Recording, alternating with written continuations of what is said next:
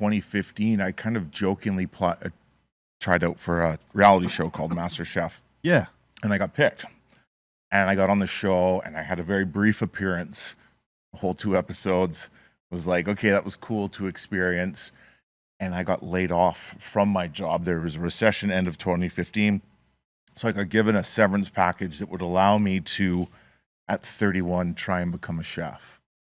And so I kind of just said, let's give it a try.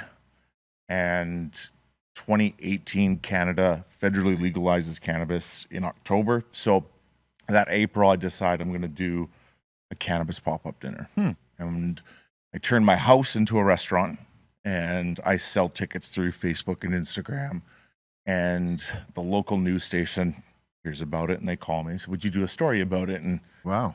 I was like, yeah, I'll talk about this illegal thing that I'm doing on the news. Bring it. Right? And they said, okay, it's only going to be for the local part. So this is CTV, which is like local news, CBS, right? It's a big station that has all these smaller branches. So the 5 o'clock news goes with the story. It's a 5-minute piece, which they also go to like Health Canada for their opinion on this chef doing these dinners. They weren't too happy about it, but then they run it on the national at 5:30 as the lead story. Oh boy.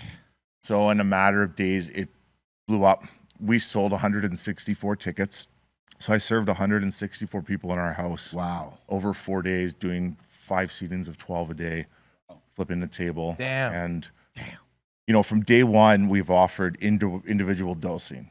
So we dose every guest based on their own tolerance level. And when I first started, we were using isolates in tinctures, eye dropping on top.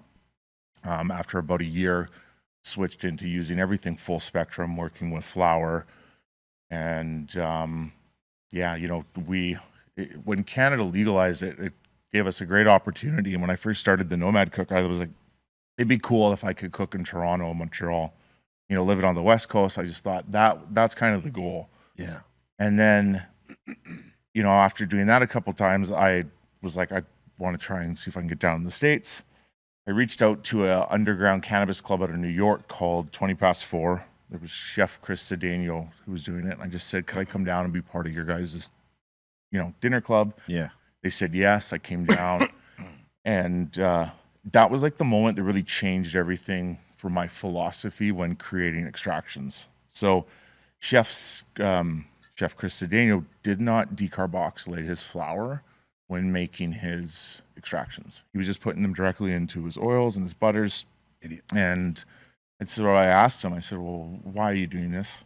He says, well, it's a lot more palatable, right? It tastes a little bit better in that. And I said, aren't you losing like a lot of THC? It's like less potent. And I don't think Chef had fully explored what he was doing. But yeah, no. His method was interesting. That I kind of took that back. Now, unfortunately, Chef Cedeno was battling lung cancer. It's why he started with, you know, cooking with cannabis and edibles.